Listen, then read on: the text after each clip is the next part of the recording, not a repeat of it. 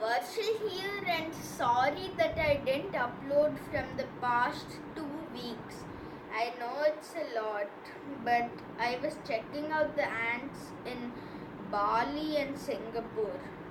Anyway, in this 2 weeks, a lot has happened. The main thing is, well, I'm sorry to say that my queen ant, which I told you about in my video about global warming and ants, well, that queen ant died. So in this video, I'm going to explain how it died and other things related to how it died. Welcome to my video on ant parasites.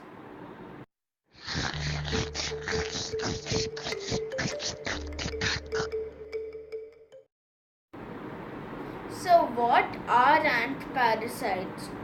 Ant parasites are creatures like maggots, parasitic maggots, mites, and something like parasitic fungus, which can put a colony in danger and sometimes even kill the colony.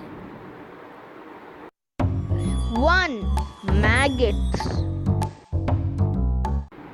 Maggots are these small wormy creatures which are actually very beneficial to the colony because they eat the colony's garbage. But right now we are talking about parasitic maggots, the ones which are absolutely deadly. These maggots start off as an egg laid by a pregnant fly onto an ant, and then this maggot hatches and then digs into the ant's body, and it's already gross till now, but it gets grosser. The maggot develops and then continues to feed on the ant's insides, then just pops up one day and then becomes a fruit fly or any type of fly, and then the whole cycle starts all over again. It's very disgusting, right? This is kind of like the movie Aliens.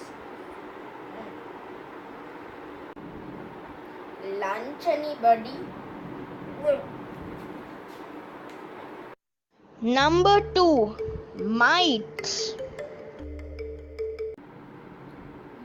Like maggots, mites are also very beneficial to the colony, but some are parasitic mites which are very deadly, and there's about a 1% survival rate for your colony if your colony gets infected by mites. So this is a mite life cycle. First, it's a larva which turns into a protonymph, then a tritonymph, then a fully grown mite adult. But there's a special stage in between the protonymph and the tritonymph called the deutonymph. In this stage, the mite latches on to the ant and hopes that it gets transported because it can cover more area and spread. If there's a problem in the place it lives, it just latches onto the local ants, and then the ants have to move or else they just get a lot of trouble. But in captivity, the ants can't do this, and they can't move like wild ants. So a lot of the times the mites end up just overpopulating and then just stress out the ants, overwork them, and kill them.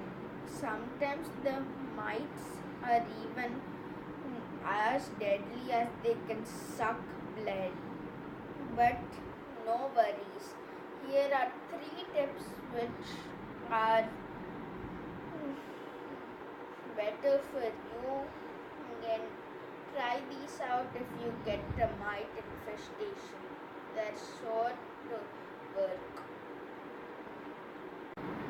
If you have a mite infestation, then first step you should do is cut up some lemons and limes and put them in their outworld or some very shallow part of their nest, because the juice and the lemon has some chemicals which actually urges the mites to get out of the ants' bodies.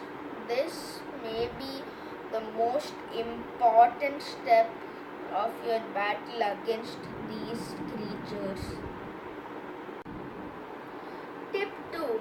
If your colony is polygynous, which means it can tolerate more than one queen, then you're lucky. You can fuse your colonies and make a super colony. If your colony has a mite infestation, do this right away, because the more members there are, the better the chances of survival for your colony. Third, if you have some container where you can keep your ants, which is bigger than the container which you are already keeping your ants in, move your ants to that container, because the more space, the better for the colony. And the mites can actually just leave the ants alone if they find a new garbage pile and a better place to live. They can eat their garbage and turn into beneficial mites again. 3. Cordyceps fungus.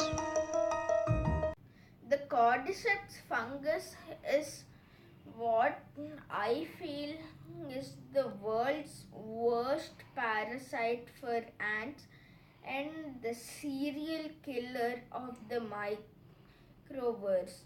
Why?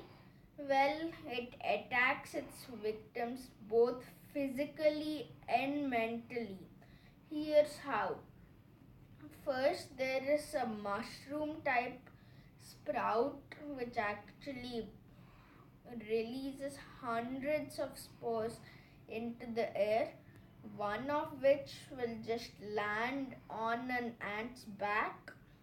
Then these spores dig into the ant and then control the ant's mind. I know it sounds like fiction, but this is real.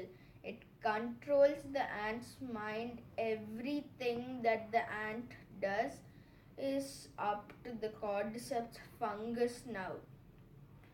This ant, which is very unlucky, goes 15 feet high above the ground with some tree and then latches on and becomes a prisoner in its own body, and then the fungus uses the food the ant has been eating to energize itself and then grow a sprout over the ant like a mushroom, and this whole cycle begins again after the mushroom has released its hundreds of spores, and the ant dies weeks later out of starvation.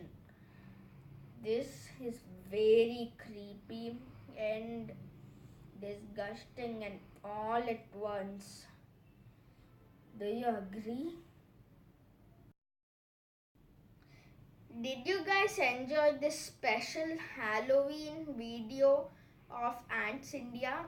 Let me know in the comment section, and if you want more videos like this, subscribe to my channel, like this video, and until the next time, peace out.